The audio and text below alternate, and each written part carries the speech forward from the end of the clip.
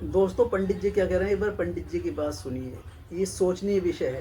अगर मैं जय श्री राम का नारा लगाऊंगा तो मैं कहां लगाऊंगा? किसी मंदिर के बाहर में नहीं लगाता। मुझे आनंद आता है जय श्री राम का नारा किसी मस्जिद के बाहर लगाने में।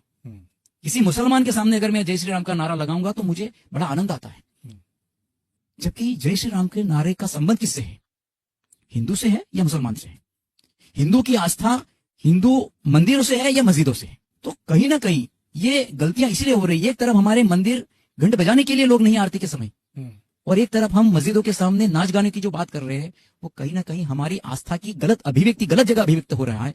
और उस आस्था का बल भी हमें नहीं मिल पा रहा, क्योंकि वो मूल आस्था नहीं है, एक मनोभाव से निर्मित आस्था है, अंतःकरण से निकली हुई आस्था नहीं है। और इसी का कारण हम धार्मिक जो व्यवहार या फिर जो प्रोसेशन होता है वो धार्मिक की बजाय एक उपद्रवी, एक प्रकार से एक छिछोड़ापन जैसा दिखता है। बिल्कुल फुहरपन है, छिछोड़ापन है, गंदा नंगा नाच हो रहा है। सिर्फ और सिर्फ डीजे हो तो ही जैसे वो संभव है इस प्रकार की।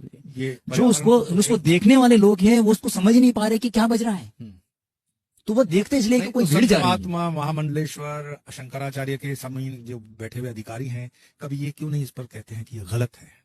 ये कहना भी ठीक नहीं कि नहीं कहते होंगे, कहते तो बहुत होंगे। हाँ, शायद ऐसा भी हो सकता है कि भाई, क्योंकि अब क्या व्यक्ति ज्यादा मनस्वी होता जा रहा है।